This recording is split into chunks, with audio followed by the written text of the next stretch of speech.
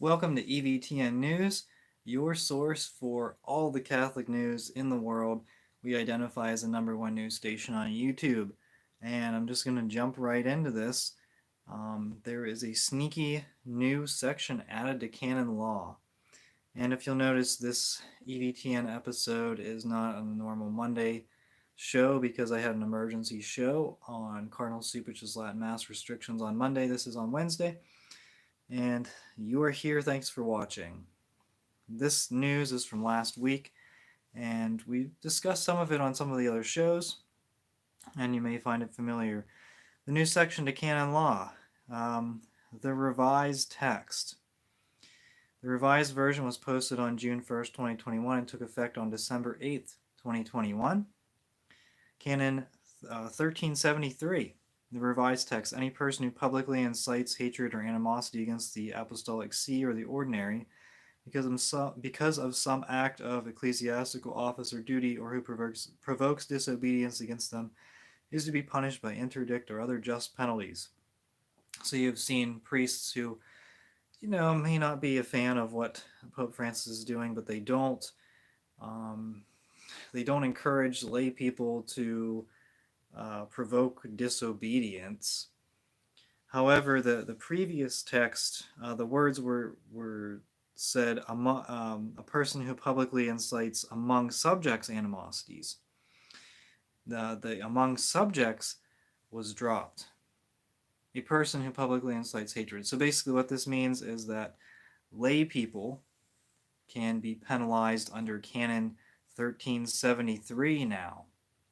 I think this is a typical tactic of the modernists, because a lot of people are referring to canon law when they're trying to say, okay, this is not correct in the church. But the problem is the modernists now control canon law. And so they can change canon law to fit whatever perspectives they want.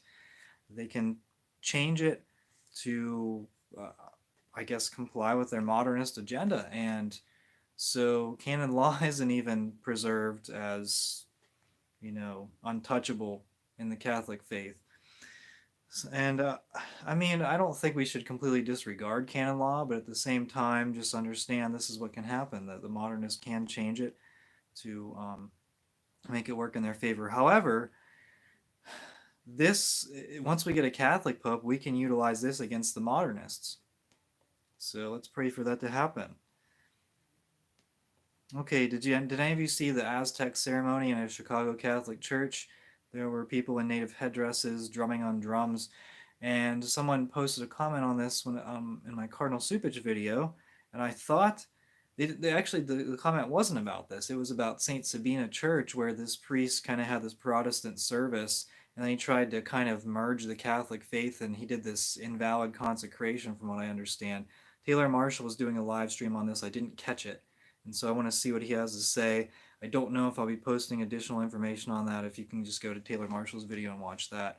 But there is a link in the description to both of these ceremonies, the Aztec ceremony and the St. Sabina Protestant service that the priest had there. And like I said, check out Taylor Marshall's video, and I will see if he covers everything, and if he does, then I'm not going to say anything further about that, because you can see it at his channel. With EVTN News, I try to bring you the news in summarized version, and you can, browse other channels. I don't think I'm the exclusive, I'm the exclusive channel to watch on YouTube. But if you want the information, if you want the news, watch EVTN News. All right, so there was a deacon's son who identifies as a woman. It is Deacon Ray Deaver of the Diocese of St. Petersburg, Florida. Now, the Catholic Messenger is the Catholic newspaper of the Diocese of Davenport, Iowa. They posted a story about this deacon's son identifying as a woman, and how the deacon apparently supports it, and this is ridiculous. The bishop of Davenport, Iowa, is Bishop Thomas Zinkula. I wonder if he supports this news article. You can read it, see what you think.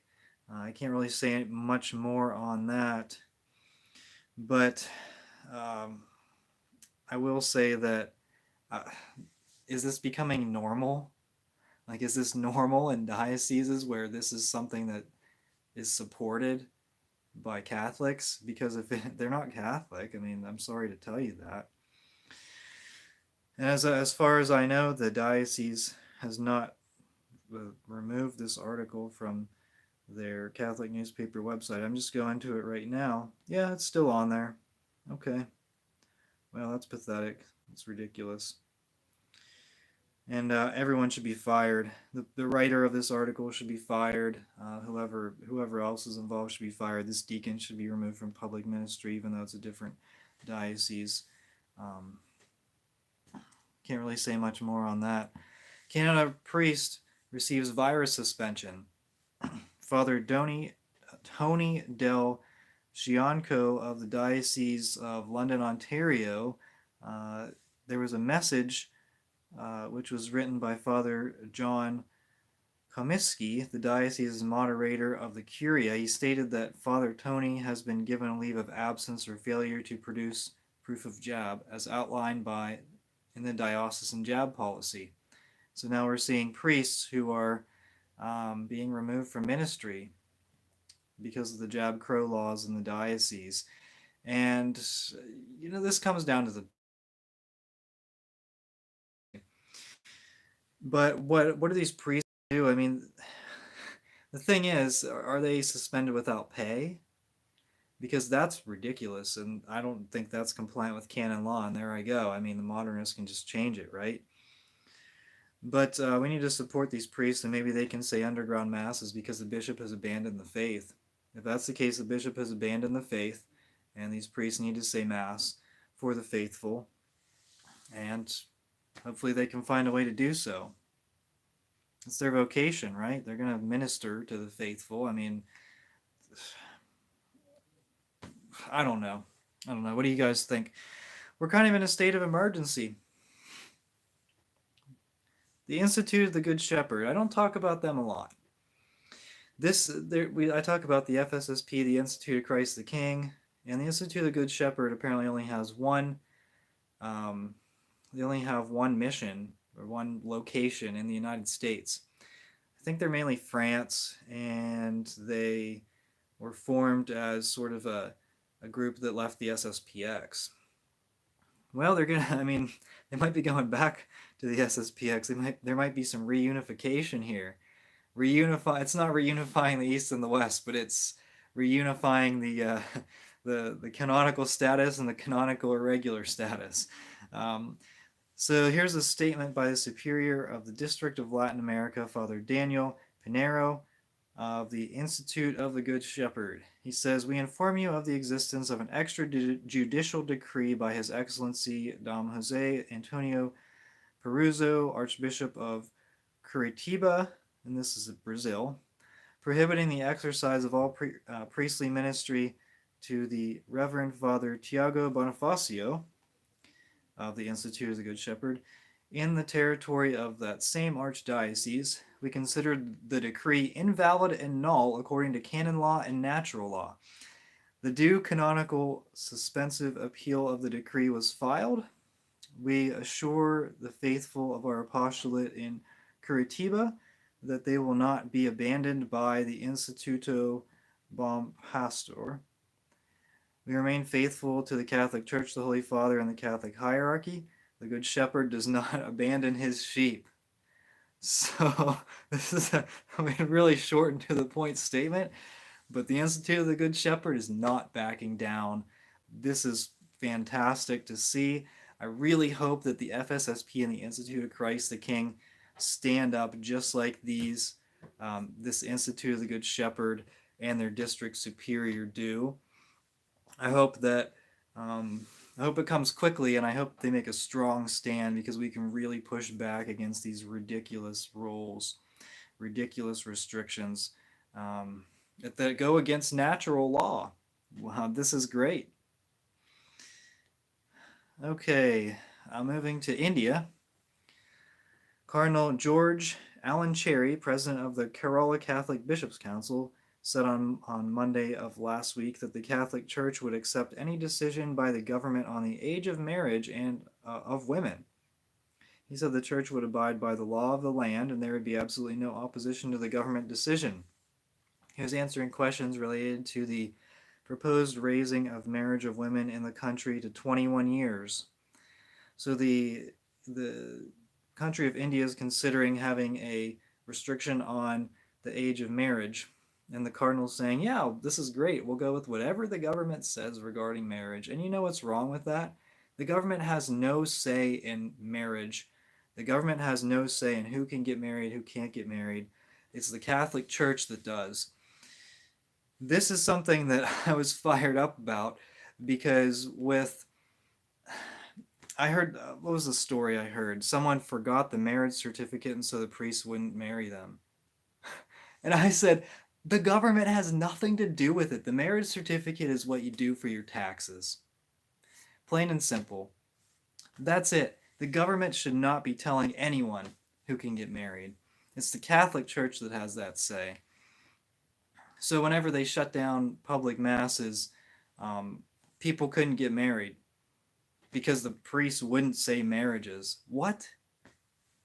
Are you serious? Like, this is absolutely insane. Since when does the Catholic Church bow to the government for anything? Except for money from the government. That's why.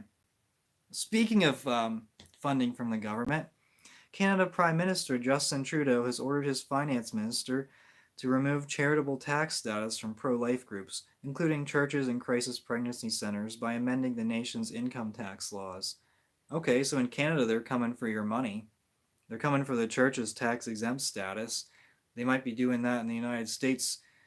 And that's what was said about McCarrick. After the McCarrick scandal, they said people said the government's coming for the tax-exempt status.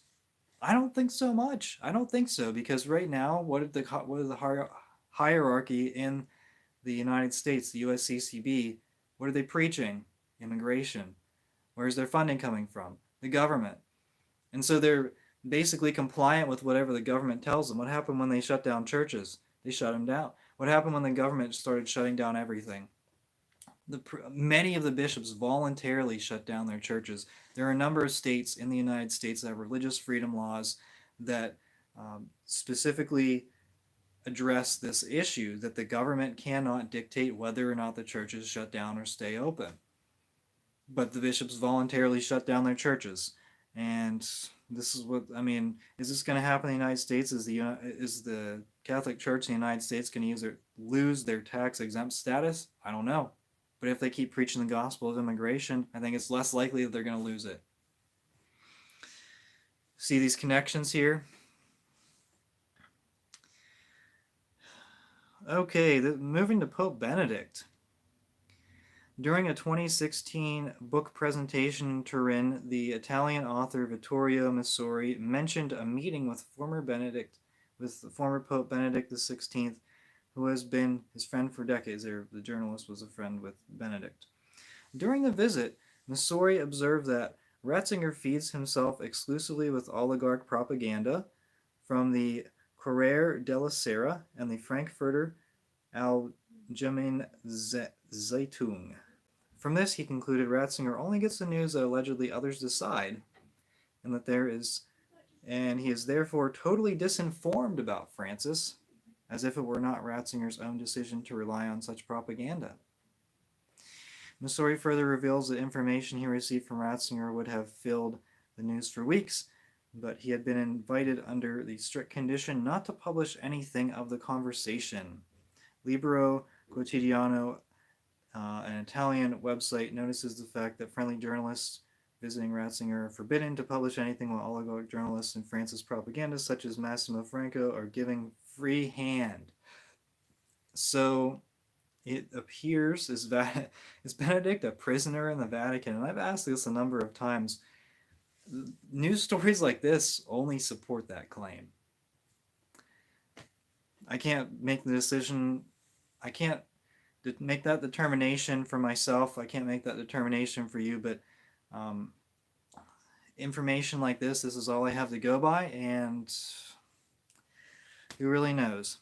All right, there was a listening session in Minnesota parishioners who don't like the pastor's traditional shift. Speakers shared their views at December 9th listening session at Our Lady of Guadalupe in St. Paul.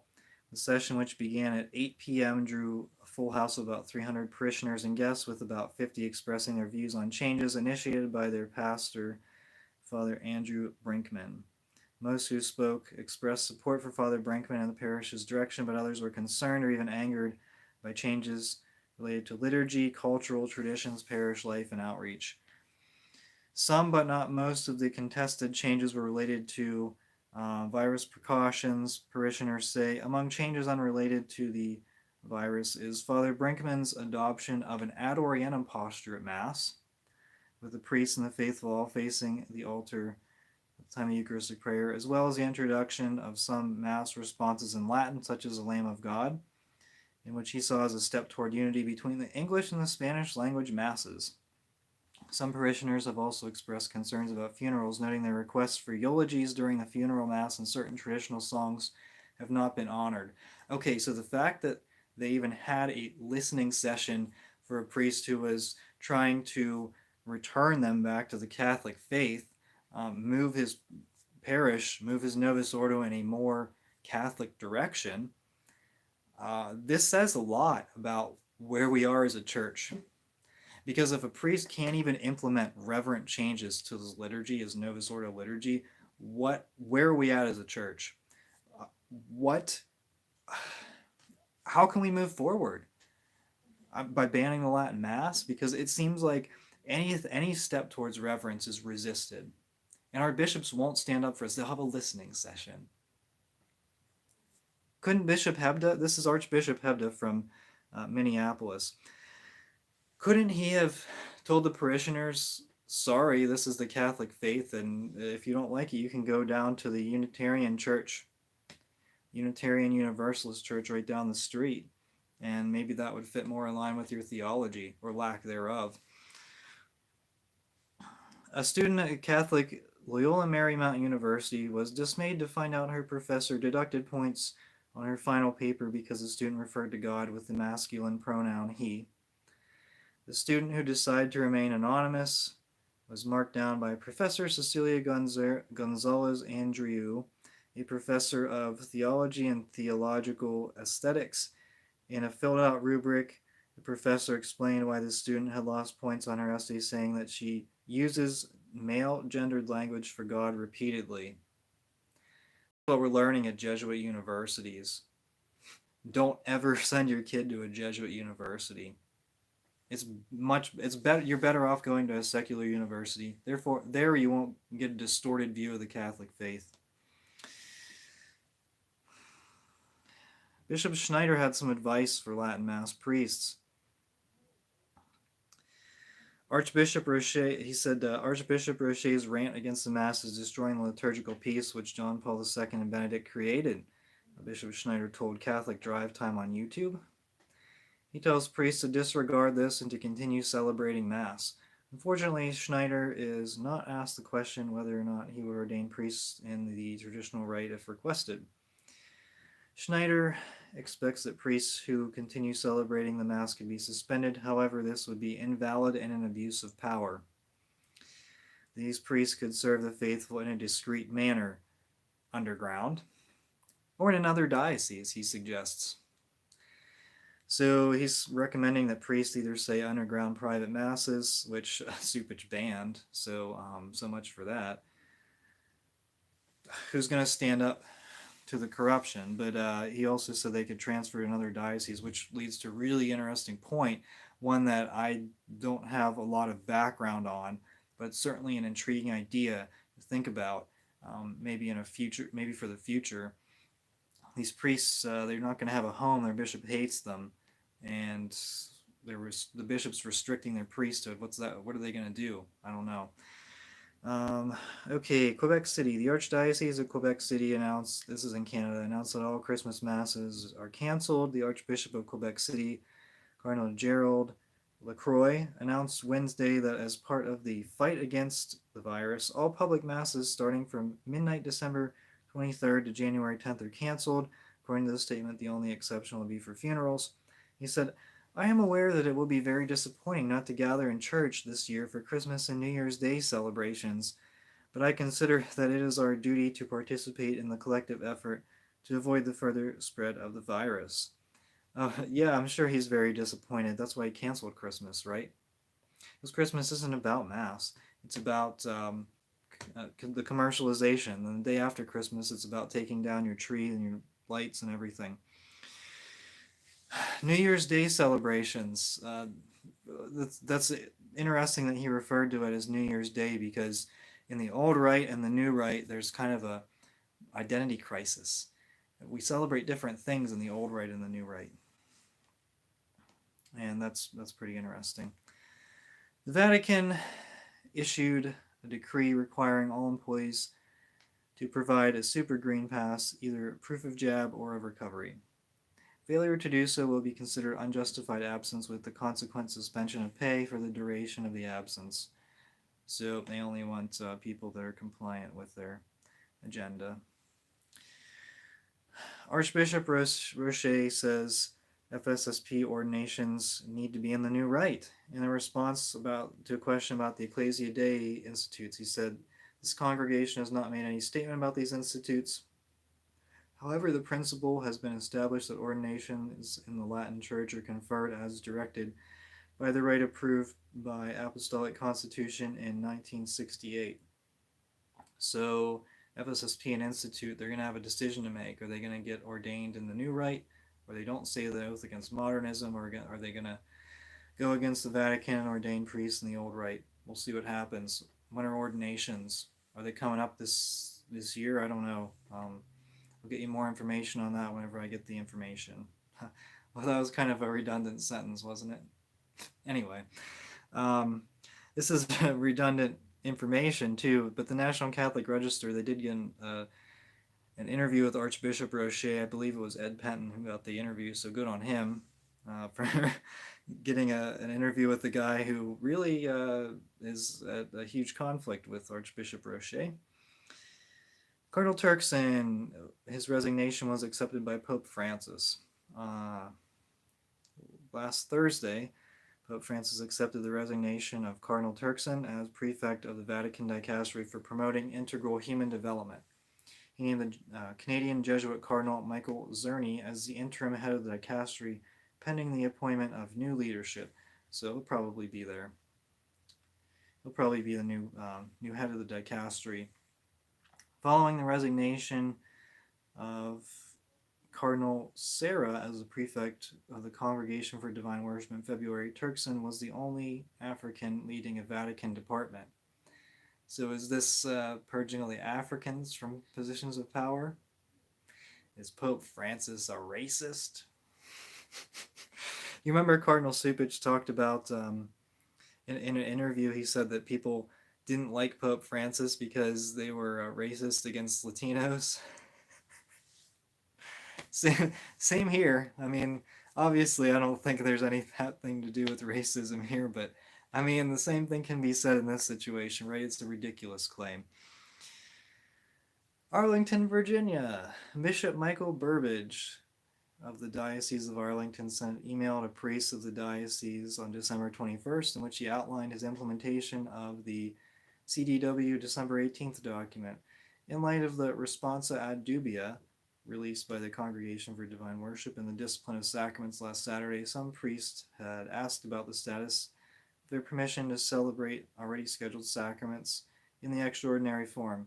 Please, and it says, please note that if you already received faculties to celebrate a sacrament in a specific instance prior to last Saturday, you may celebrate as planned. In light of the response, however, no further permissions will be granted for the celebrations of baptisms, confirmations, weddings, etc. So you're not going to get a baptism in the old rite, thanks to Bishop Burbidge. Thankfully, there's an SSPX parish somewhere near there. But this leads me to say, like, Bishop Burbidge and the Diocese of Arlington was supposedly pretty conservative, like Novus Ordo conservative, and the Novus Ordo is all you're going to get because you can't have the old rite sacraments. And this is, I mean, it's sad to see that the Latin Mass is attempting to be phased out by a supposedly decent bishop. And That's disappointing, but this is the way things are going. Our bishops, they're not going to stand up for us. We have to stand up for ourselves. And the final story that I have today, John Paul I, Pope John Paul I, to be beatified. Pope Francis will beatify him on September. And it's interesting to note that the miracle attributed to the John Paul I intercession is the 2011 healing of a girl in the Archdiocese of Buenos Aires, Argentina. Who was the bishop of Buenos Aires, Argentina in 2011? Bergoglio. They want to canonize Vatican II. So whenever Pope John Paul II died, there was a huge push to declare him a saint. He was pope for so long that was the only pope that most people knew. Not most people, but a lot of people, myself included. I mean, he was the only pope that had ever lived in my lifetime for, until he died. And yeah, huge push for sainthood. And it moved forward full speed ahead based on the sainthood process that Pope John Paul II himself changed. So he wouldn't be a saint right now in the church if he had not changed the process himself. Isn't that interesting to know? But then when he was canonized as saint, I believe, when was it? 2013? I don't know. He was canonized as saint, and at the same time, Pope John the 23rd was canonized as saint. So this was Pope Francis's sneaky way of canonizing Vatican II, because here you have John Paul II, who was all about the new evangelization, the new Pentecost, all that stuff.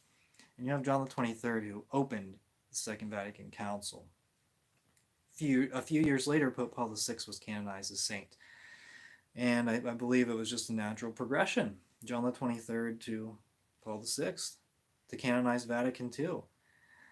And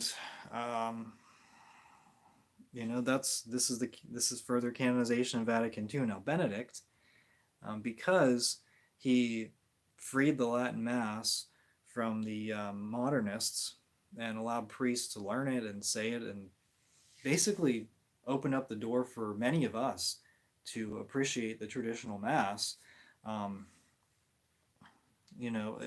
Because he might not be named a saint whenever he dies. I don't know. We'll see what happens. But Benedict might be the only post-Vatican II saint, or Benedict might be the only post-Vatican II pope to not be canonized as saint. How weird would that be?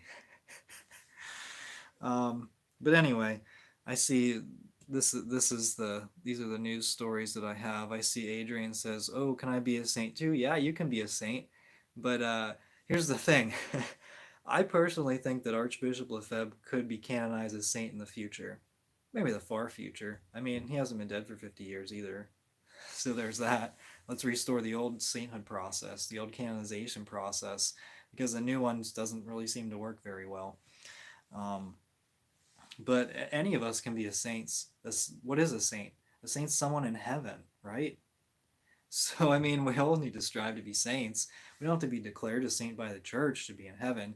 It's just basically the whole canonization, sainthood process is for us to be able to, ask for the intercession of the saints that are in heaven to pray for us.